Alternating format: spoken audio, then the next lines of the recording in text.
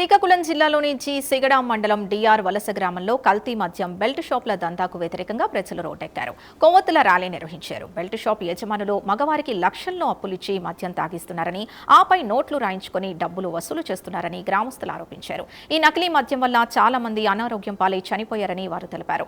ఇటీవల బాలి లచ్చప్పడు అనే వ్యక్తి కల్తీ మద్యం తాగి చనిపోవడంతో అతని కుటుంబం రోడ్డున పడింది. అతని కొడుకు ప్రైమ్ 9 న్యూస్ కి తెలిపాడు. ఈ బెల్ట్ షాపులపై అధికారులు కఠిన చర్యలు తీసుకోవాలని, వాటిని పూర్తిగా ఎత్తివేయాలని మహిళలు, యువత ప్రభుత్వాన్ని డిమాండ్ చేస్తున్నారు.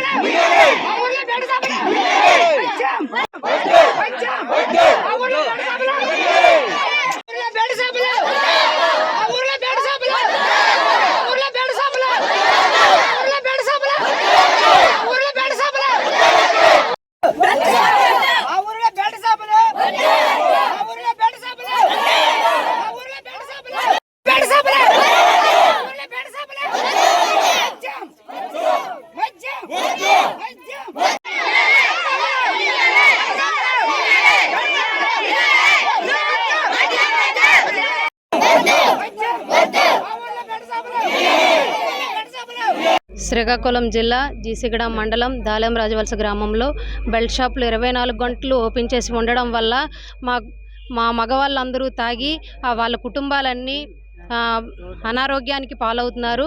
ఇటీవల ఈ మందు తాగడం వల్ల మా రిలేటివ్సే చనిపోయారు కూడా ఇటీవల జరిగింది. ఎట్టి పరిస్థితుల్లో అయినా ఈ వైన్ షాపుల్ని ముయ్యాలని, బెల్ట్ షాపుల్ని తొందరగా ముయ్యాలని మేమందరమే, ఆడవాళ్ళందరమే కోరుకుంటున్నాము. ఈ 24 గంటలు ఈ మందు ఓపెన్గా ఉండడం వల్ల పొద్దున్నకే 3 గంటలకు వెళ్ళి కనీసం బ్రష్ కూడా చేయకుండా తాగేసి వాళ్ళ ఆరోగ్యాన్ని పాడు చేసుకొని కూడా వాళ్ళ కుటుంబస్తులు కూడా అనారోగ్యం ఇచ్చేసి మేము బాధితులం అవుతున్నాము.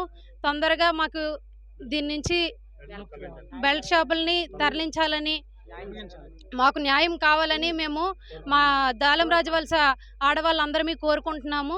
మాది శ్రీకాకుళం జిల్లా సిగడా మండలం దాలెం రాజవలస గ్రామం.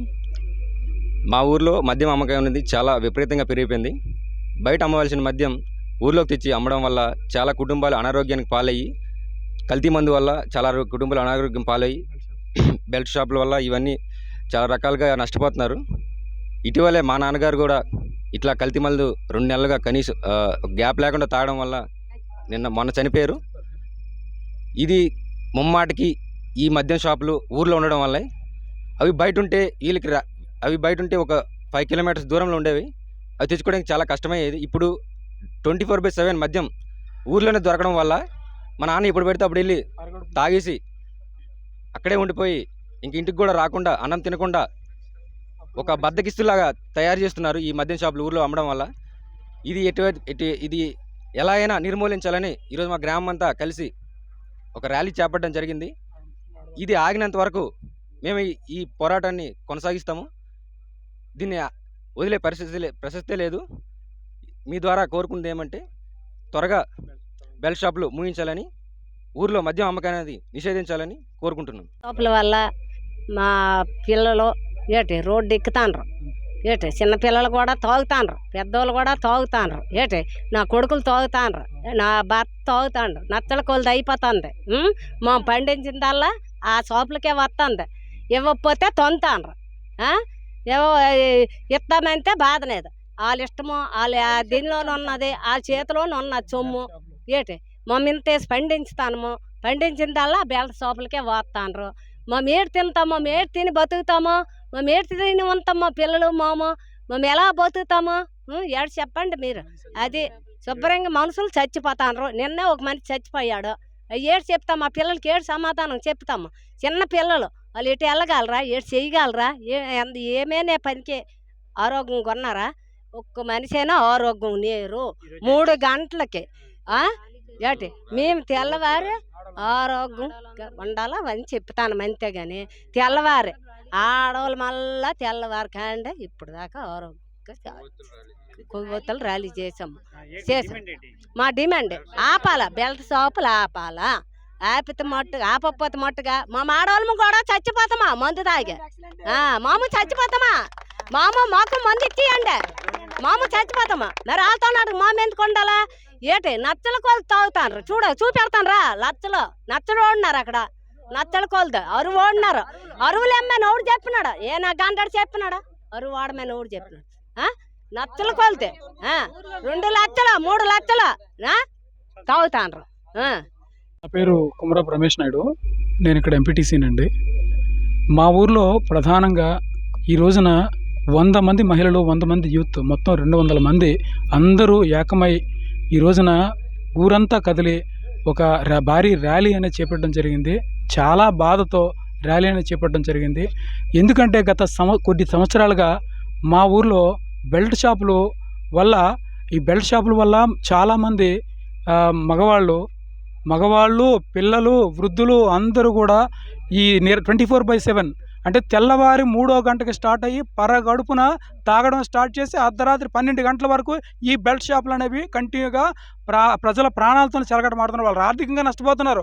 వాళ్ళు ఖాతాలు మీరు చూస్తే మీకు చెప్తాం అన్నీ కూడా, వివరాలన్నీ కూడా. ఖాతాలు చూస్తే ఒక్కొక్కరు లక్షల ఖాతాలు. ఆ కుటుంబం ఏమైపోవాలి? ప్రతి కుటుంబంలో కూడా గృహహింస. చాలా వందల మంది గృహాలు బాధపడుతున్నాయి. ఊరి జనాలందరూ చాలా బాధపడుతున్నారు.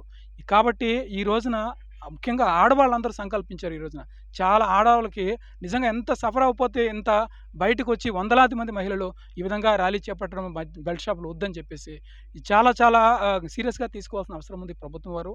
దయచేసి బెల్ట్ షాపులు మా ఊర్లో లేకుండా చూస్తారని ప్రభుత్వం వారిని కోరుకుంటున్నామండి.